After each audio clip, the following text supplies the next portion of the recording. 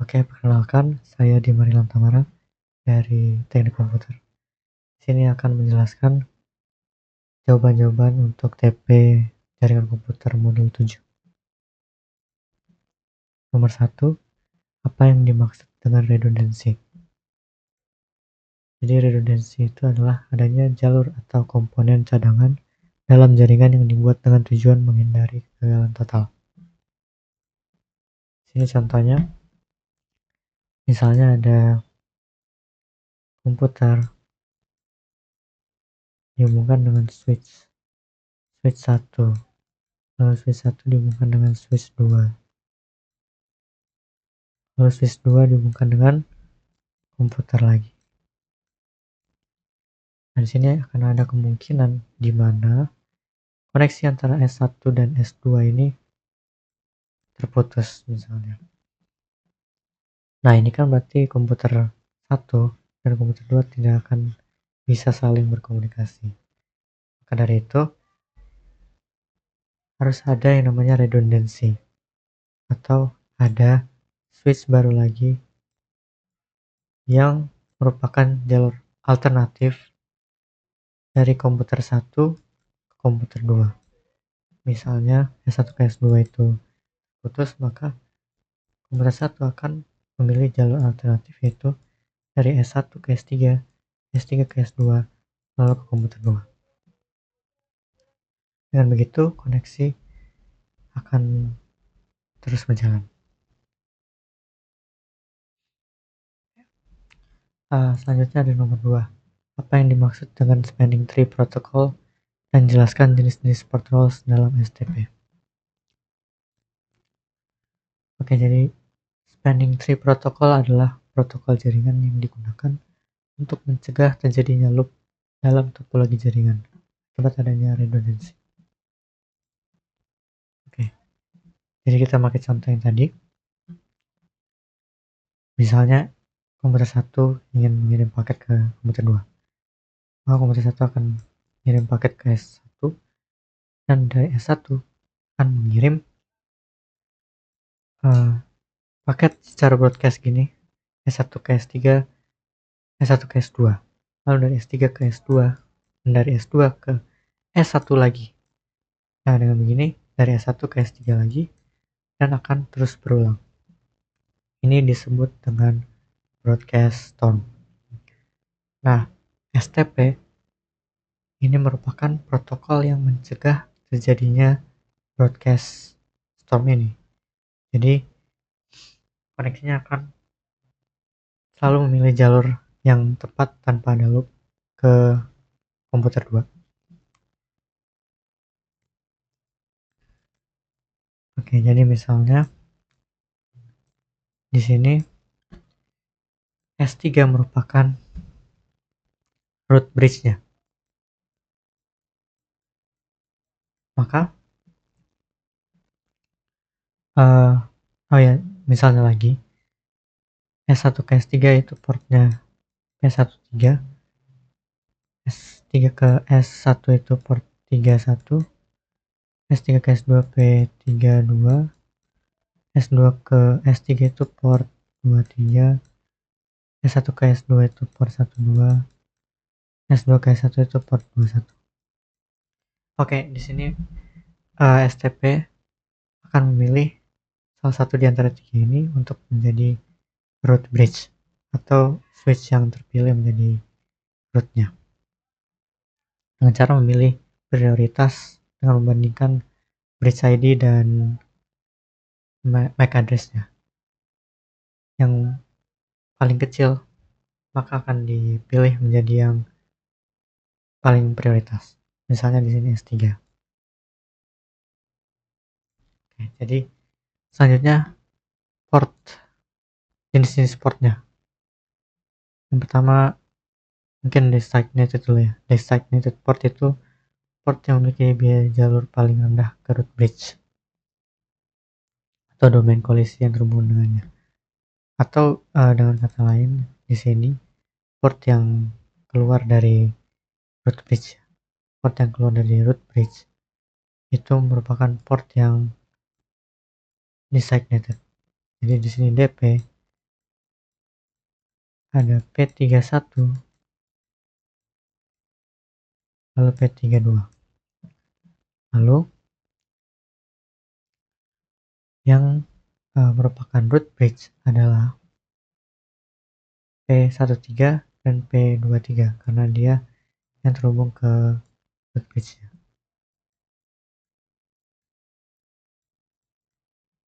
P13 dan P23. Nah, sekarang tersisa satu jalur.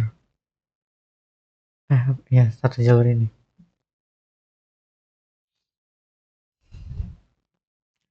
Nah, satu jalur ini akan dipilih salah satunya mana yang di blok portnya. Cara menentukannya adalah dengan cara prioritas lagi. Yang mana switch yang memiliki prioritas tertinggi kedua. Misalnya S2. Karena itu P21 menjadi designated. Dan P12 itu di blok. Oh ya, contohnya lagi misalnya di sini terdapat cost ya. Ada cost gitu. Misalnya root port tadi belum dipilih ya.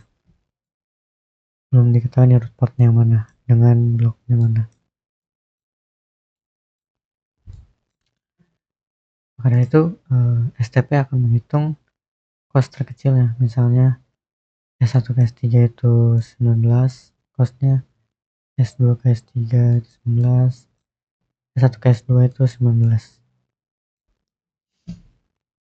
Maka di sini jalur yang akan dipilih adalah jalur dari switch 1 ke S3 terkecil costnya. Di sini kan ada dua kemungkinan. Kemungkinan pertama S1 ke S3 yaitu 19. Lalu S1 ke S2 dulu, lalu S2 ke S3. Totalnya adalah 38. Maka dari itu dipilih yang paling kecil yaitu 19. Jadi jalur ini yang dipilih. Makanya tadi root portnya adalah yang P13 tadi. Nah, yang ini tadi jadi tidak dipakai kan. Yang jalur S1 ke S2 jadi tidak dipakai. Dan P23 harus dipakai karena S3 ke S2 harus ada koneksi. Nah, lalu untuk yang menentukan bloknya mana, itu yang dari prioritas terendah, ini S1 misalnya. Jadi P12 adalah blok port P12 dan P21 ini menjadi designated P21. Nah, oke. Ini ke nomor 3, sebutkan dan jelaskan STP rules. Nah, jadi yang pertama ada setiap port pada root bridge harus berada dalam mode forwarding. Lalu root port harus diatur ke mode forwarding. Lalu port pada switch yang menjadi designated harus diatur ke mode forwarding. Dan port-port yang tersisa pada semua switch harus diatur ke mode blocking. Oke, selanjutnya nomor 4 ya. Nomor 4 ada jelaskan fungsi dari BPDU Guard. BPDU Guard itu berfungsi untuk melindungi jaringan STP dengan menonaktifkan port secara otomatis jika menerima BPDU yang tidak diinginkan. Oke, langsung aja ke contohnya. Pakai contoh yang tadi ya. Ini dihapus dulu.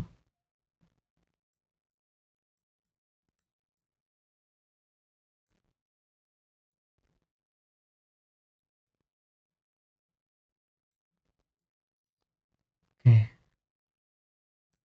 biar deh. Misalnya ada suatu user baru ya di sini. Ada dua komputer yang terhubung ke satu switch baru yaitu switch 4. Dan switch 4 dihubungkan ke S1. Nah, ini adalah cara yang tidak benar ya, untuk menghubungkan switch yang terhubung dengan N devices ke STP. Di sini kan S1, S2, S3 merupakan STP. Maka dari itu, jika ada koneksi baru dengan switch baru di sini, akan dikirimkan BPDU nih, saling mengirimkan BPDU. Maka dari itu akan ada kemungkinan S4 itu menjadi root bridge-nya. Dan STP yang ini menjadi tidak benar. Maka dari itu harus ada yang namanya BPDU guard di S1 sini. Jadi jika S4 ke S1 itu dihubungkan, akan dikirim BPDU dari S4 ke S1. Nah, di sini BPDU guard akan mencegah BPDU dari S4 untuk masuk ke sini. Maka dari itu eh, pas terdeteksi, koneksi antara S1 dan S4 langsung di disconnect. Jadi S1 dan S4 tidak terkoneksi sama sekali. Itu fungsi dari BPDU guard. Oke, lanjut ke nomor 5. Jelaskan apa itu Ether channel. Ether channel itu adalah bentuk dari link aggregation yang akan menggabungkan beberapa port fisik ke dalam satu atau lebih logical Ether channel link. Contohnya aja di sini pakai yang tadi ya. Tapi misalnya 2 switch saja.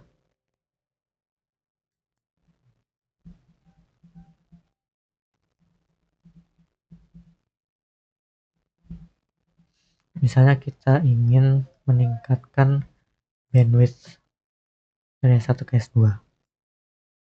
Maka dari itu kan kita akan menambahkan koneksi atau kabel baru kan dari S1 ke S2, bukan hanya satu.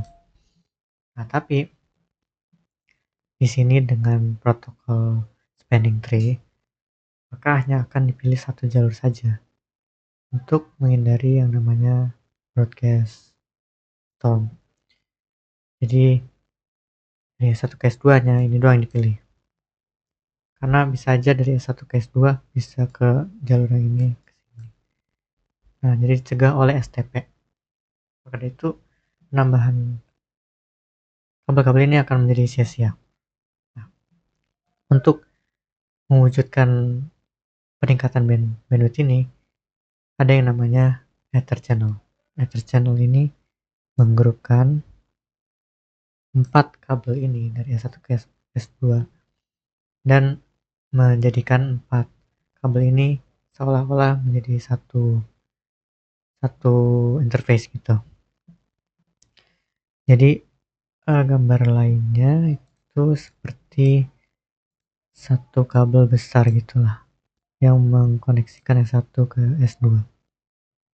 Dengan begini, STP akan menganggap S1 ke S2 ini hanya satu kabel aja. Makanya nggak ada yang di blok. Oke, itu sih Ether channel.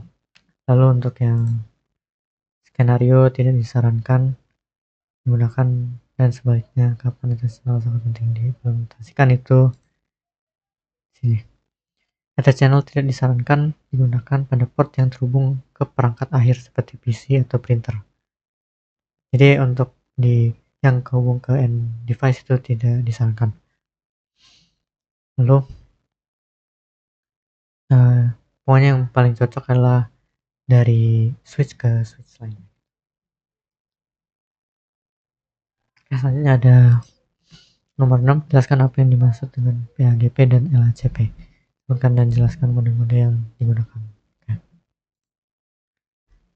PAGP itu adalah Port Aggregation Protocol.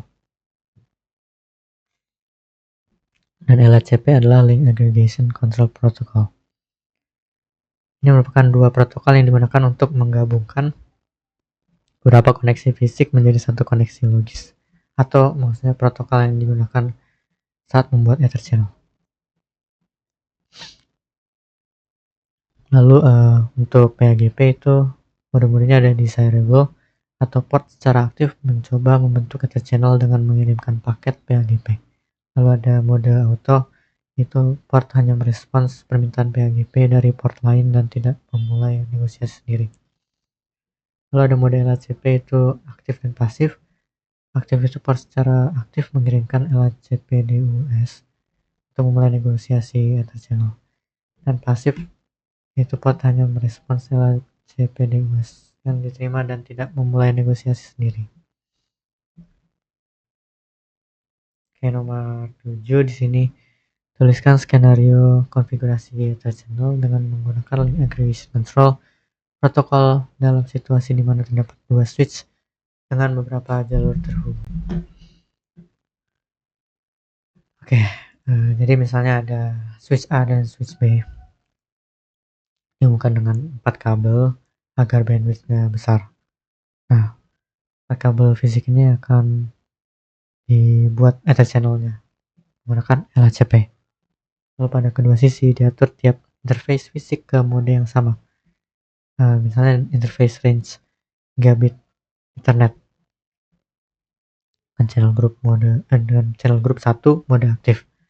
Lalu konfigurasikan interface port channel 1 sebagai trunk atau switch port layer 3 sesuai kebutuhan, dan pastikan kecepatan atau duplexnya, VLAN yang diizinkan pada trunk, dan konfigurasi akses cocok di kedua ujung agar port tidak tersuspend oleh LHCP. Lalu sesuaikan juga LHCP system priority jika ingin mempengaruhi pemilihan aktif atau backup. Setelah itu, verifikasi dengan show Ether channel summary, show LHCP network, dan show port channel spanning tree untuk melihat port channel sebagai satu link logis, sehingga cukup atur STP pada port channel, bukan pada tiap port fisik. Lalu konfigurasikan hal yang sama untuk antar merek dengan memperhatikan sintaks vendor masing-masing. Oke, itu saja dari saya. Terima kasih.